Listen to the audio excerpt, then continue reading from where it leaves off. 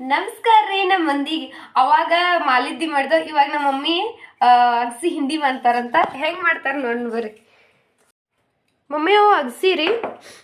ಇವ್ ಅಗಸಿ ಹಾ ರೀ, ಅಗಸಿ ಚಟ್ನಿ ಮಾಡ್ಬೇಕು. ಅಗಸಿ ಚಟ್ನಿ ಇದನ್ನ ಹೆಂಗ್ ಮಾಡ್ಬೇಕಂದ್ರೆ ಫಸ್ಟ್ಗೆ ಇವನ್ನ ಚಂದ ಸಣ್ಣಗ್ ಒಲಿ ಇಟ್ಕೊಂತ ಹುರ್ಕೋಬೇಕ.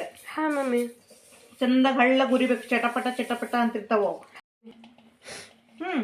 ತೆಗಿಯೋದು.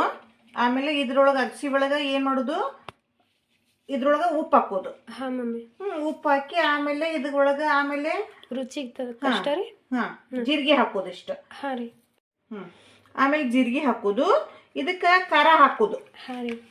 ಇದು ಕಾಶ್ಮೀರಿ ಚಿಲ್ಲಿ ಪೌಡ್ರ್. ಇದು ಬ್ಯಾಡಗಿ ಮೆಣಸಿನ್ಕಾಯಿ ಅಂತೀವಲ್ಲ ಅದು. ಇದು ಸ್ವಲ್ಪ ಇತ್ತದ್ರೊಳಗ ಇದೊಂದು ಸ್ವಲ್ಪ ಹಾಕಾಕತ್ತೇನೆ. ಆಮೇಲೆ ಇದಕ್ಕ ಇಷ್ಟ ಬೆಳ್ಳುಳ್ಳಿ ಹಾಕೋಬೇಕ. ಬೆಳ್ಳುಳ್ಳಿ ಹಾಕೊಂಡ್ ಏನ್ ಮಾಡೋದ, ಇದನ್ನ ಮಿಕ್ಸಿ ಮಾಡ್ಕೊಳೋದು. ಬೆಳ್ಳುಳ್ಳಿ ಎಲ್ಲಾ ಸುಲ್ದಿರ್ಲ? ಬೆಳ್ಳುಳ್ಳಿ ಎಲ್ಲಾ ಸುಲ್ದೈತಿ. ಅಷ್ಟು ಹಾಕುದ್ ಮಮ್ಮಿ? ಅಷ್ಟು ಹಾಕೋದು. ಬೆಳ್ಳುಳ್ಳಿ ಎಷ್ಟು ಹಾಕ್ತಿವಲ್ಲ ಸ್ಮೆಲ್ ಚಲೋ ಬರ್ತದೆ.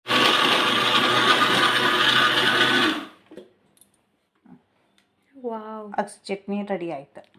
ಮಮ್ಮಿ ವಾಸ ಎಷ್ಟು ಮಸ್ತ್ ಬರತೈತ್ರಿ. ಟೇಸ್ಟು ಹಂಗ ಇರ್ತೈತಿ. ಹಳ್ಳಗ ಉರಿದಿರ್ತೀವಲ್ಲ ಇದನ್ನ. ನೋಡಿದ್ರಲ್ಲ ಅಗಸಿ ಚಟ್ನಿಗೆ ಏನೇನ್ ಹಾಕಿದ್ರಂತ. ಆದ್ರೂ ಮಸ್ತ್ ಆಗಿದೆ ಮಮ್ಮಿ.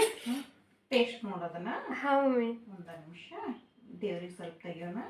ಜರಾ ಬಿ ಟೇಸ್ಟ್ ನೋಡು ಹೆಂಗಾಗೈತಂತ. ಮಮ್ಮಿ ಮಸ್ತ್ ಆಗಿತ್ತು. ಮೊಸರದ ಹಾಕೊಂಡ್ ತಿಂದ್ರ ಬಾರಿ ಮಮ್ಮಿ. ಸಜ್ಜಿ ರೊಟ್ಟಿ ಒಳಗ. ನೋಡಿದ್ರಿ ಅಲ್ರಿ ನಮ್ಮ ಮಮ್ಮಿ ಕೈ ರುಚಿ. ಇದನ್ನ ತಿನ್ನೋದ್ರಿಂದ ಮೊಣಕಾಲ್ ನೋವ, ಸೊಂಟ ನೋವ ಯಾವುದೇ ಬರೋದಿಲ್ಲ. ಮತ್ತು ವೇಟ್ ಲಾಸ್ ಆಗ್ತದ, ಮತ್ತು ಫ್ಯಾಟ್ ಬರ್ನ್ ಆಗ್ತದ.